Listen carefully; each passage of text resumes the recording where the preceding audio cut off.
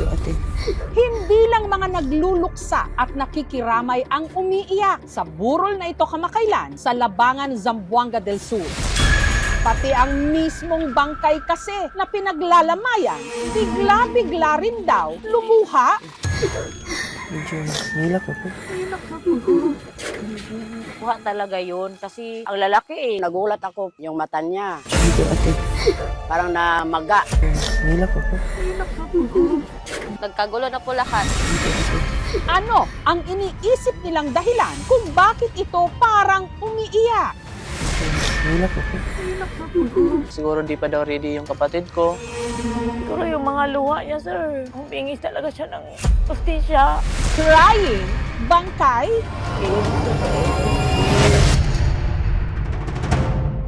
Ang pinaglalamayan sa video, si Sweet. Dito, ate. Sa unang gabi pa lang ng burol, hindi pa man daw nakakalamay ang kanilang mga kalooban. Sunod nang kumabog ang kanilang dibdib. Si Ram kasi may napansin. Bigla kong napatingin sa kapatid ko po. Nagluluha yung mata niya. Medyo nilak ako.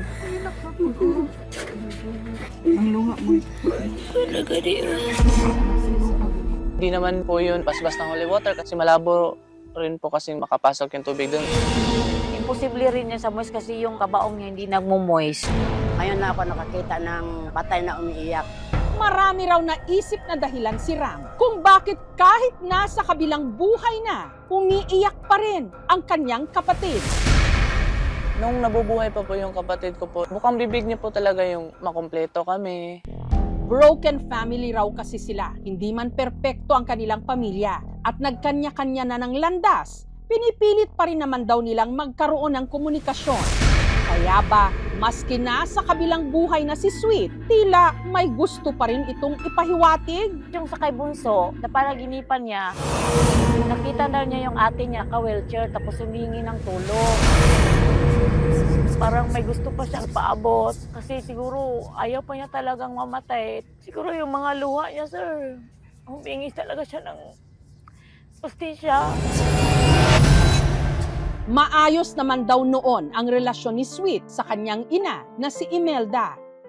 Pero nagkalamat daw ito taong 2024 nang si Sweet nagdesisyong bumukod at nakipag-live-in sa Lanao del Norte kasama ang partner niyang si Alex. Hindi niya tunay na pangalan. Nahayaan ko na lang po siyang pumunta doon sa sintahan niya kasi feeling ko masaya siya doon.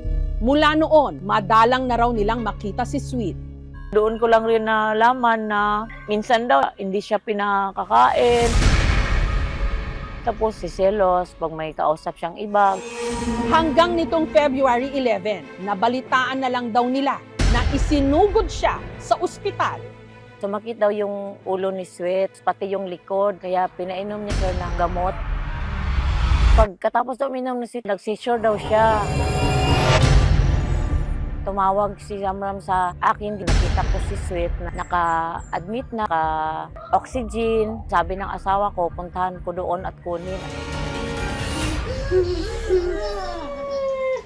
May pagbangon sa Marisya, Nang dumating kami sa Malabang, hindi na namin inabutan si Sweet kasi patay na nga siya.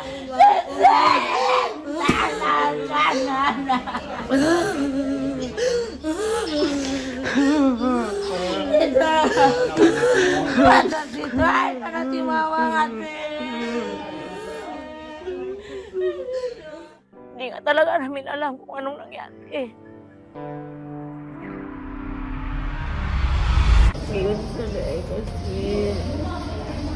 Parang nilason. Kasi bakit naging violet yung mga kuko, yung tainga, yung leeg niya. Wala rin akong magawa kasi wala namang mga ebidensya. At lalo raw lumakas ang kutob ni Imelda na may foul play sa pagkamatay ng kanyang anak. Nang napansin nilang sa kalagitnaan ng burol ni Sweet, bigla itong lumuha. Parang may gusto pa siyang paabot kasi siguro ayaw pa niya talagang mamatay. Nilak ako.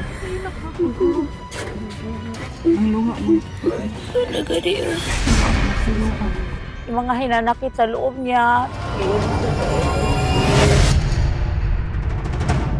na ihatid na sa huling hantungan si Sweet. Pero hindi pa raw nila tuluyang mailibing sa limot ang kanilang pag-aagam-agam sa tunay na dahilan ng pagkamatay nito. Lalo't ang karelasyon ni Sweet na si Alex, bigla raw naglaho na parang bula.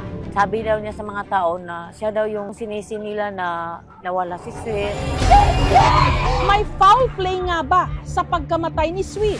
Kaya ba tila may ipinapahiwatig ito? Base sa obserbasyon ko, yung mata niya, may posibilidad talaga na Hilak ako. Posible ba talagang lumuha pa rin ang isang bangkay? Alamin natin yan sa ating pagbabalik. Medyo hilak ako. Medyo hilak ako.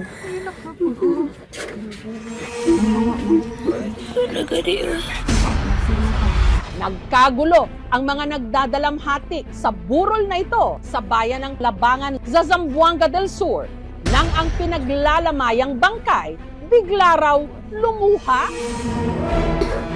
Medyo hilak ako.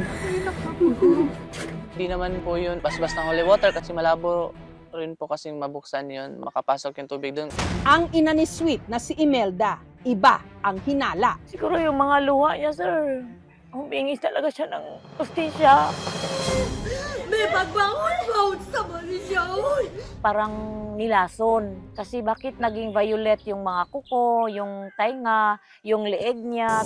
Medyo hilak ako.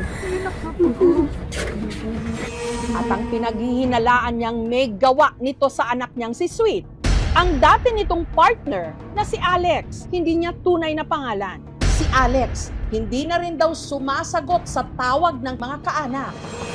Ikwinento rin daw ni Alex na hirap siya noong isugod si Sweet sa ospital dahil walang makuhang sasakyan kailaliman ng gabi. Sinubukan din ng aming team na tawagan si Alex pero out of coverage na ang kanyang cellphone number.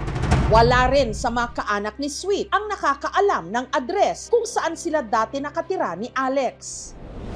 Ayon naman sa isang pulmonologist, ang pag-iba ng kulay ng katawan ni Sweet, senyales daw ng kakulangan ng oxygen sa dugo, kondisyong posibleng idinulot ng malubhang pneumonia. Ang pwedeng mag-cause ng pangingitim, ay mabagbagsak ang oxygen. Maaaring kasi yung pneumonia, lalo na kung dalawang baga ang apektado ng infection. Ang epekto nito sa iba, ang tingin nila violet, tawagin namin cyanosis. Ayon sa medical certificate, pneumonia at status epilepticus, isang malubhang uri ng seizure na tumatagal ng higit sa 5 minuto ang kanyang ikinamatay. Pero paano nga bang ang isang wala ng buhay na videohang parang umiiyak? Medyo hilak ako. base sa obserbasyon ko, yung mata niya, Hilak ako. may posibilidad talaga na lalabas yung fluid. Normal lang, shock, hindi po yan luha.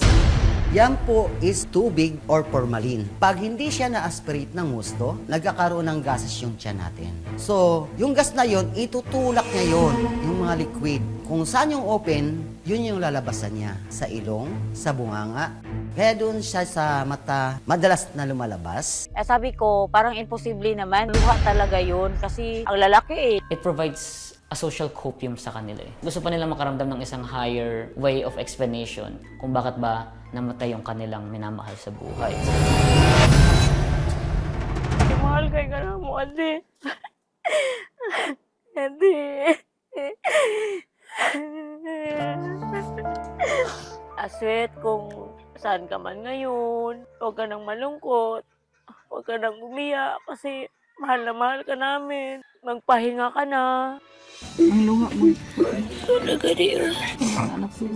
Sa bawat pagluha, dumadaloy ang pagmamahal at pangungulila.